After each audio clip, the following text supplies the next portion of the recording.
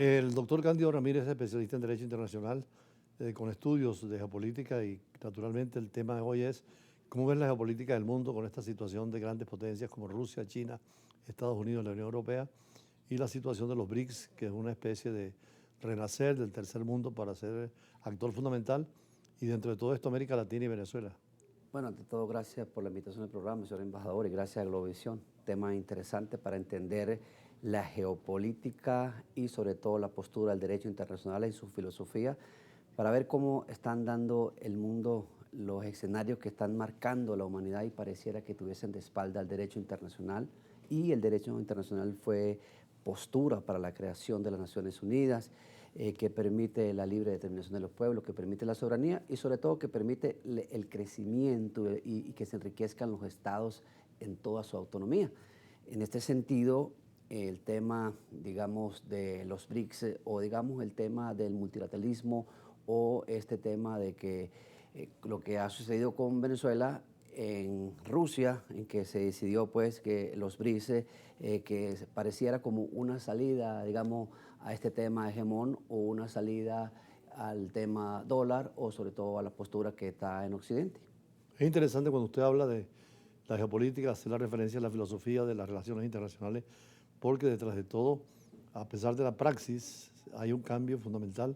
Se dice que con Trump se ha roto el viejo orden de la Segunda Guerra Mundial, como usted señalaba, y hay una necesidad de un nuevo derecho internacional, pero ¿por qué y para qué ese derecho? Bueno, el nuevo orden mundial, justamente con la llegada del presidente Donald Trump al poder, tiene el mundo pensante y tiene el mundo a la expectativa y pareciese que pudiéramos estar de espalda al derecho internacional por el tema del globalismo, la figura del hegemón y no hacia un mundo, y no hacia un mundo multipolar, en donde, digamos, ciertas potencias a través de la tecnología, a través de la transformación, a través del cambio climático, a través, digamos, de una globalización más humana que pone fin a la guerra y no en el sentido de volver a la esclavitud, de retroceder antes del 47 de la creación de las Naciones Unidas.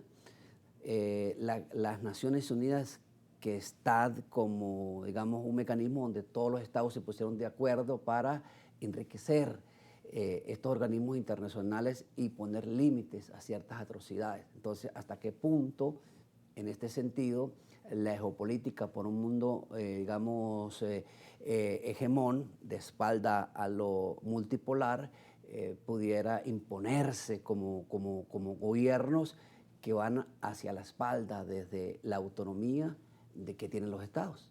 Ahora, en esos 6.000 o 7.000 años que conocemos en la historia de Oriente y Occidente, las guerras siempre han estado presentes. La pregunta filosófica es, ¿está el hombre condenado a seguir viviendo en guerras hasta que llegue la última, ahora con energía nuclear y además con inteligencia artificial, y acabar con la propia vida, la guerra misma? Es entender la humanidad en su esencia, entender la vida, entender al hombre en su filosofía. ¿Por qué la guerra? O sea, a pleno siglo XXI, ¿qué interés o consecuencias trae la guerra? ¿A qué lleva la guerra? A la destrucción del hombre, a que se impongan unos gobiernos sobre otros gobiernos y sentar la paz, pero sentar la paz con interés, porque a Ucrania hemos visto nosotros lo que le ha costado, porque fue a Estados Unidos y Trump le dice un momento, quiero cobrar la guerra, quiero cobrar la deuda, y lo que ha significado Rusia, porque Rusia ha resistido, teniendo a la Unión Europea en contra, teniendo a Estados Unidos en contra y a todo el mundo en contra, pero sin embargo, bueno, ha resistido y es importante este tema de que se finalice la guerra. Pero ¿hasta dónde va a llegar la guerra? Porque el hombre se destruye a sí mismo. Lo que vemos nosotros en Gaza, lo que vemos en Palestina, la postura de Israel, la postura de Oriente y Occidente. Entonces es internalizar para entendernos y que evolucionemos como bien lo ha establecido el tema de la inteligencia artificial, que es un mecanismo de ayuda porque jamás va a relevar lo que es la gran naturaleza del ser humano, del hombre. Ahora, en esa dimensión filosófica, Thomas Hobbes decía que el hombre es lobo del hombre y por lo tanto estamos casi condenados a la guerra, mientras que hay otra tesis naif, inocente, de que el hombre es bueno y que no se explica la guerra. Yo creo que ahí la razón es el medio. Hay bondad y maldad, pero la educación tiene que incentivar esa bondad, lo bueno, y evitar el conflicto. Bueno, Todo se puede solucionar. sí, lo bueno y lo malo, evitar el conflicto y la paz. Es decir, el gobierno que se crea por una voluntad popular, pero a veces ese gobierno está de espaldas a ciertos intereses sociales, lo que está sucediendo ahorita el mundo que teme. Ayer escuchaba una entrevista en una emisora francés, lo que teme con la postura de Estados Unidos, que la Comunidad Económica Europea teme a que algunos vayan a Estados Unidos porque si está en contra del sistema, pues teme a que sea deportado. Vemos lo que sucedió con nuestros compatriotas venezolanos enviados a El Salvador, contrayendo la enmienda de los Estados Unidos. Entonces, más allá de lo que es el debido proceso, más allá de lo que establecen las garantías constitucionales, pero siempre se imponen ciertos sistemas a la espalda de la propia normativa o a la espalda de la propia ley.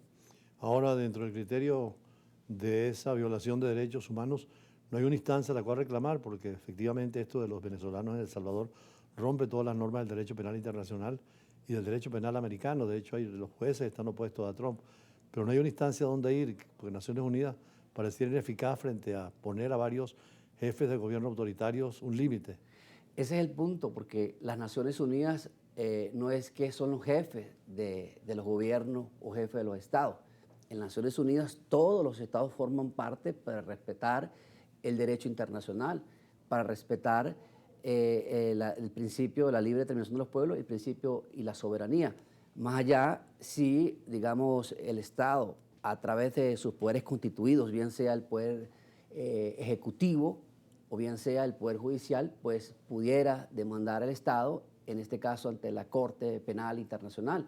Pero las Naciones Unidas necesitan una reestructuración por aquello de que si una decisión de la Corte Internacional de Justicia, bien el Consejo de Seguridad de las Naciones Unidas tiene el derecho a veto, entonces hay una contradicción dentro de lo que es la postura del derecho internacional con la Corte Internacional de Justicia, que se creó como un mecanismo para poner límite, para poner orden mundial a la sociedad y sobre todo para castigar a aquellos estados que transgredan el derecho internacional. Pues bien, la Corte Nacional de Justicia tampoco puede ser autónoma. O estamos viendo el tema de la Corte Penal Internacional. El fiscal de la Corte Penal Internacional que decide investigar a aquellos que cometen violación de los derechos humanos, pues algunos estados les sancionan. Vimos nosotros el actual fiscal de la Corte Penal Internacional por parte del gobierno de los Estados Unidos que le sanciona y lo hemos visto reiteradamente. Entonces, el tema del globalismo, el tema de estos gobiernos hegemones pretenden estar por encima de lo que establece los organismos multilaterales o los mecanismos, los órganos de las Naciones Unidas que van a poner orden a la sociedad. Ya para terminar, usted ha sido profesor de la Universidad de Santa María, de la Universidad de Santa Rosa, enseña Derecho Internacional. A estos alumnos, ¿qué futuro se les da en ese mundo internacional donde prevalezca la justicia y también la libertad?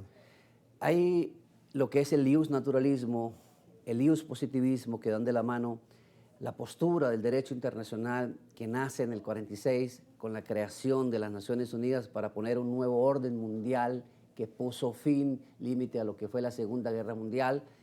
El derecho internacional, digamos, es como el aire. Si no hay aire, dejamos de respirar y morimos. Por tanto, si no hay derecho, no hay sociedad. Pero el derecho internacional tiene que ver con el derecho interno. Se agarra en el derecho interno. Hay un derecho interno que va a estudiar la teoría del Estado, entendiendo la población, territorio y gobierno, o a ese derecho interno de acuerdo a la Constitución que cada Estado se ha creado. Ahora tú vas a traspolar ese derecho interno a un derecho internacional con el mecanismo de la creación de las Naciones Unidas y luego a la creación de la Convención de Viena sobre las relaciones diplomáticas de 1961, a la Convención de Viena sobre las relaciones consulares de 1963 y luego a la Convención de Viena sobre el derecho de los tratados de 1966. Entonces, si bien es cierto, un mecanismo, una columna vertebral para el derecho internacional es las relaciones diplomáticas y las convenciones, las relaciones de los tratados. Muy buena conclusión, porque tenemos el derecho nacional, en el caso de Venezuela, el derecho, el orden interno, tenemos el regional inclusive, el caso de la Organización de Estados Americanos o la Unión Europea, y el orden internacional, Naciones Unidas y los protocolos y acuerdos internacionales. Y en última instancia la cláusula Martens, que usted recuerda que aunque no hay una norma escrita, hay que recurrir al buen sentido, a la moral y a las buenas relaciones. Así que gracias a Cándido Ramírez, abogado constitucional de la Universidad de Santa María, profesor, y de la Universidad de Santa Rosa. Y vamos ahora con la Universidad Central de Venezuela, con su máxima autoridad o una de sus máximas autoridades, para hablar sobre varios temas vinculados también al mundo internacional, a la universidad como hacedora de intelectuales y a una realidad también espiritual que nos van a contar. Ya venimos.